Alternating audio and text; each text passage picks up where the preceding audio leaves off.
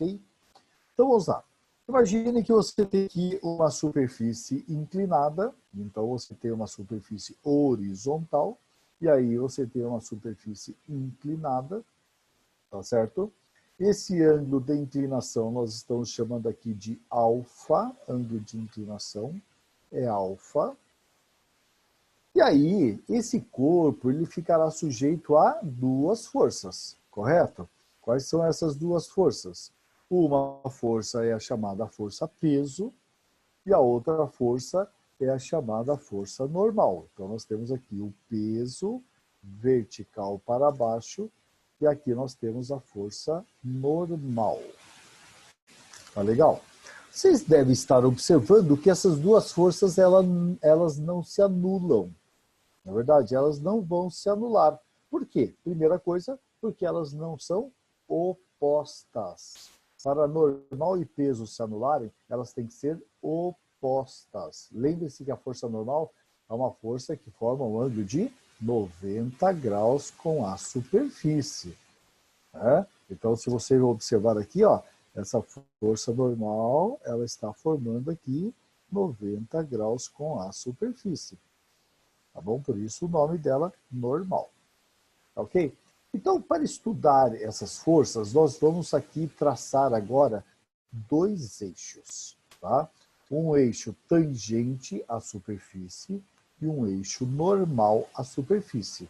Vamos colocar o nome desses eixos. Então, esse aqui é o eixo tangente. E aqui nós teremos o eixo normal. Tá bom? Então, nós temos dois eixos. Eixo tangente, ou seja, paralelo à superfície. O eixo normal quer dizer perpendicular à superfície. E aí nós vamos pegar a força que não está em nenhum desses dois eixos, que é justamente quem? A força peso. E aí nós vamos pegar esse peso e nós vamos decompor. Nós vamos decompor esse peso. Então, ó, nós fizemos a projeção desse peso dos dois eixos, correto? Então, o que nós teremos aqui? Uma componente do peso, que nós vamos chamar de peso tangencial, porque está na direção tangente, e aqui nós temos o peso normal. Beleza?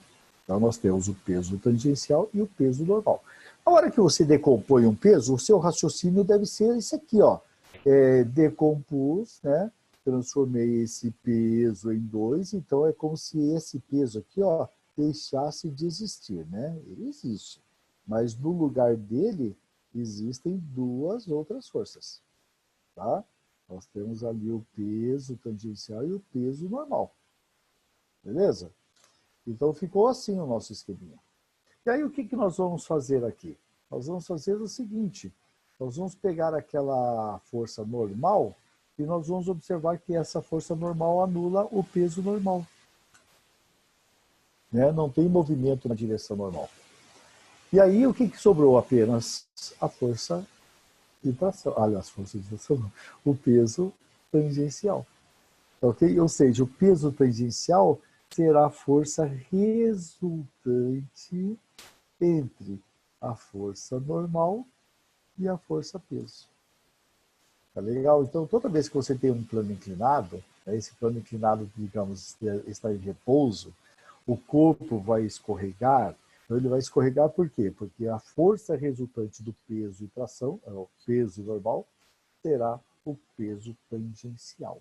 Tá ok? O chamado PT, né? Então, o PT é sempre o que? Aquela força que puxa você para baixo. Você quer subir, mas alguma coisa te puxa para baixo. Quem te puxa para baixo? O PT. Né? Observe que isso aqui é uma aula de física, tá? Não é uma aula de política. Então, qualquer semelhança é mera coincidência. Tá bom? Então, vamos lá. Como é que eu vou calcular esse PT? Né?